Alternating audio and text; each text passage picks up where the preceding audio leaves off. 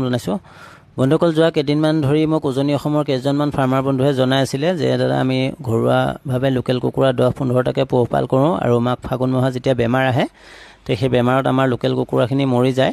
আপুনি হাঁহ, কুকুৰা, সোণালী কুকুৰা, ব্ৰইলাৰ গোটেইখিনি পোহপাল কৰি আছে। তো আপোনাৰ কুকুৰাত বেমাৰ নালাগে নেকি, বা বেমাৰ লাগিলে আপুনি কি কি মেডিচিন ব্যৱহাৰ কৰে আপুনি অকণমান জনাব। তো মই সকলোৰ সুবিধাৰ কাৰণে এটা ভিডিঅ' আপলোড দিলোঁ। ভিডিঅ'টো শেষৰলৈকে চাব আৰু নাট পল্ট্ৰি ফাৰ্মৰ পেজটোলৈ যিসকল নতুনকৈ আহিছে পেজটো নিজৰ কৰি ল'বলৈ ফ'ল' কৰি ল'ব, যিহেতু মই পল্ট্ৰি ফাৰ্মৰ লগত জড়িত, ডেইলি এটা ভিডিঅ' আপলোড দিয়ে থাকোঁ। বন্ধুসকল, যদি আপোনালোকে ঘৰুৱাকৈ লোকেল কুকুৰা পুহি আছে বা ফাৰ্মিং ছিষ্টেমত লোকেল কুকুৰা আপোনালোকে পোহপাল কৰি আছে, তে লোকেল কুকুৰাৰ বেমাৰৰ বিষয়ে অকণমান জানিব লাগে। আৰু লোকেল কুকুৰাৰ বেমাৰ বুলি ক'লে ৰাণীখেত বেমাৰটো খুব ডাঙৰ বেমাৰ। ৰাণীখেত বেমাৰ যদি আপোনাৰ ফাৰ্মত বা ঘৰত এবাৰ লাগি গ'ল, তেতিয়া আপোনাৰ ফাৰ্মত বা ঘৰত লোকেল কুকুৰা আপুনি বচাব নোৱাৰিব। আৰু ৰাণীখেত বেমাৰটো কেতিয়া আহে? মাঘ, ফাগুন, চ'ত এই 3টা মাহতে আহে, যেতিয়া শিমলু গছৰ কপাহ ফাটি যায়। তো ফাটি গ'লে ৰাণীখেত বেমাৰটো আহে। আৰু যিহেতু মোৰ ফাৰ্মত ৰাণীখেত বেমাৰটো ফটককৈ নালাগে বা লাগিব নোৱাৰে, তো নালাগিবৰ কাৰণে মই কি কৰোঁ, যেতিয়া মোৰ ফাৰ্মত মেচিনতে হওক বা কুকুৰাই উমনি লৈ পেলাই হওক, যেতিয়া পোৱালি জগায়, পোৱালি জগোৱাৰ পিছত মই 7 দিন যেতিয়া বয়স হৈ যায়, 5টা পোৱালি হওক বা 10টা পোৱালি হওক, মই সিহঁতক ভেকচিনেশ্যনটো কৰি দিওঁ। 7 দিনৰ যোনটো ৰাণীখেত F1 ভেকচিনটোৰ দাম বেছি নহয়, 33 টকা বা 35 টকাৰ ভিতৰত আপোনালোকে ফাৰ্মাচীত পাই যাব। আৰু আপোনালোকেও যদি তেনেকৈ ৰাণীখেত ভেকচিনটো আপোনালোকে কৰি দিয়ে, 5টা পোৱালিয়ে হওক বা 10টা পোৱালিয়ে হওক, 7 দিন বয়সত আপোনালোকে ৰাণীখেত ভেকচিনটো কৰি দিব। আৰু যিসকলে বজাৰৰ পৰা ডাঙৰ কুকুৰা কিনি আনি পেলাই কণীৰ কাৰণে ঘৰত ৰাখে, তেওঁলোকে বয়সটো হয়তো নিৰ্ধাৰিত কৰিব নোৱাৰে যে কিমান বয়স হৈছে, কি কথা কি বতৰা। তো তেওঁলোকক মই এটা ভেকচিনৰ নাম কৈ দিওঁ, R2B বুলি এটা ভেকচিন আছে। যেতিয়া আপোনালোকে বজাৰৰ পৰা 4জনী বা 5জনী কুকুৰা কিনি আনিব, তেতিয়া R2B ভেকচিন এটা লগতে আপোনালোকে ফাৰ্মাচীৰ পৰা লৈ আহিব, 65 টকা 70 টকাৰ ভিতৰত পাই যাব।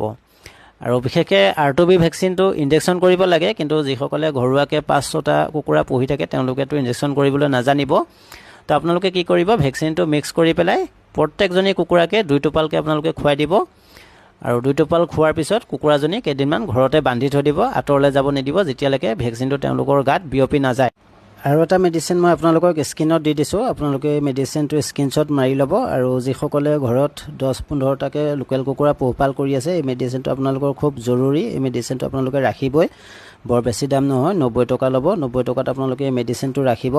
যেতিয়া আপোনালোকৰ কুকুৰাজনী জোপোকা মাৰি আছে বা দানা খাবলৈ মন নকৰে, কিবা তেনেকুৱা যদি বেমাৰৰ নিচিনা লক্ষণ দেখা পায়, তেতিয়া আমাৰ জ্বৰৰ পেৰাচিটামল এটা ভাঙি দিলে যিমানখিনি পাউডাৰ ওলাব, তিমানখিনি পাউডাৰ এই পেকেটটোৰ পৰা লৈ ল'ব। পেকেটটোৰ পৰা লৈ পেলাই সেই কুকুৰাজনীক খুৱাই দিব। খুৱাই দিয়াৰ লগে লগে 2 দিনৰ দিনাখন চাব কুকুৰাজনী ভাল হৈ যাব। তো বন্ধুসকল, এইখিনিতে মই আৰু এটা কথা জনাই থওঁ। আমাৰ ফাৰ্মাৰ বন্ধু কেইজনমানে কৈ আছিলে যে দাদা আমি ফাৰ্মিং ছিষ্টেমত কৰি আছোঁ, সম্পূৰ্ণ কমাৰ্চিয়েল ফিডত। আৰু আমাৰ কুকুৰাখিনি যেতিয়া বেপাৰীয়ে লৈ যায় বা মাংসৰ দোকানলৈ লৈ যায়, তেতিয়া দোকানীজনে কমপ্লেইন কৰে মাংসটো লোকেল কুকুৰাৰ নিচিনা নহয়, মাংসটো বগা হৈ যায়। তো সেইসকলক মই লাষ্টত এটা কথা জনাই থওঁ যে আপোনালোকে যদি তেনেকৈ কমাৰ্চিয়েল ফিডতে লোকেল কুকুৰা কৰিম বুলি ভাবে, তেতিয়া লোকেল কুকুৰা ব্ৰইলাৰ বা সোণালী কুকুৰাৰ মাজত একো পাৰ্থক্য নাথাকিব। লোকেল কুকুৰা কেতিয়াও কমাৰ্চিয়েল ফিডত, সম্পূৰ্ণ কমাৰ্চিয়েল ফিডত পালিব নালাগে। লোকেল কুকুৰাক দুপৰীয়াৰ টাইমটোত বন্ধাকবি, ভুচি, ভাত বা ছজনা গছৰ পাতটো 1 টাইম তেনেকৈ দিব লাগে। আৰু ৰাতিহে কম পৰিমাণে কমাৰ্চিয়েল ফিড দিব লাগে। আৰু ছজনা গছৰ পাতটো লোকেল মুৰ্গীৰ কাৰণে খুব এটা ভাল প্ৰটিনৰ বস্তু। আৰু লোকেল কুকুৰাৰ ক্ষেত্ৰত ভিটামিনকেইটা কেতিয়া ব্যৱহাৰ কৰিব লাগে সেইটো মই আপোনালোকক অকণমান জনাই দিছোঁ। লোকেল কুকুৰাৰ ক্ষেত্ৰত ভিটামিন ভিমাৰেলটো আপোনালোকে 3 দিন বয়সৰ পৰাই ব্যৱহাৰ কৰিব পাৰে। আৰু লিভাৰ বা কেলছিয়াম এই দুটা যেতিয়ালৈকে সিহঁতৰ 20 দিন বয়স নহয়, 20 দিন বয়স নোহোৱালৈকে লিভাৰ, কেলছিয়াম এই দুটা কেতিয়াও ব্যৱহাৰ নকৰিব। পোৱালি অৱস্থাত মই লিভাৰ, কেলছিয়ামটো কিয় ব্যৱহাৰ কৰিবলৈ মানা কৰিছোঁ, কিয়নো আমি যেতিয়া ৰাণীখেত F1 ভেকচিনটো 7 দিনৰ দিনাখন কৰোঁ, 14 দিনৰ দিনাখন আমি গাম্বুৰো ভেকচিনটো কৰোঁ, এই দুটা ভেকচিনৰ টেম্পাৰটো সিহঁতৰ 20 দিন বা 22 দিন বয়সলৈকে থাকি যায় সিহঁতৰ বডিত। তাৰ কাৰণে যদি আমি তাৰ মাজত যদি লিভাৰ বা কেলছিয়াম ব্যৱহাৰ কৰোঁ, তেতিয়া সিহঁতৰ নাড়ীবিলাক ফুলি যোৱাৰ চান্স থাকে। বহুতে পেলু হৈছে বুলি তেনেকৈ ভয় খাই যায়। লোকেল কুকুৰাৰ পেলুটো খুব কমেই হয়, পেলু হোৱা তেনেকুৱা দেখা পোৱা নাযায়। যদিহে আপোনালোকে 20 দিন আগতে লিভাৰ বা কেলছিয়াম দুটা ব্যৱহাৰ কৰি দিয়ে, তেতিয়া পেলু হোৱাৰো চান্স থাকে। তাৰ কাৰণে আপোনালোকে 20 দিন বা 22 দিন পিছৰ পৰাহে লিভাৰ আৰু কেলছিয়াম এই দুটা ব্যৱহাৰ কৰিবলৈ চেষ্টা কৰিব।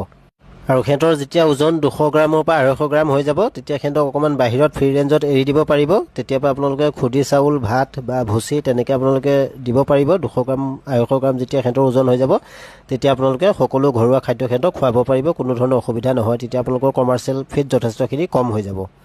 বন্ধুসকল, ভিডিঅ'টো আজিলৈ ইমানেই। ভিডিঅ'টো চাই কেনেকুৱা পালে লাইক এটা কমেণ্ট এটা কৰিবলৈ নাপাহৰিব। যদিহে ভিডিঅ'টো চাই ভাল পালে ভিডিঅ'টো শ্বেয়াৰ কৰি দিব, যাতে লোকেল কুকুৰাৰ ফাৰ্ম এনেকুৱা কোনোবা যদি ফাৰ্মাৰ বন্ধুৱে কৰি আছে এই ভিডিঅ'টোৰ পৰা যথেষ্টখিনি শিকিব পাৰিব আৰু আপোনালোকৰো যথেষ্টখিনি সুবিধা হ'ব। তাৰ কাৰণে ভিডিঅ'টো শ্বেয়াৰ কৰি দিব।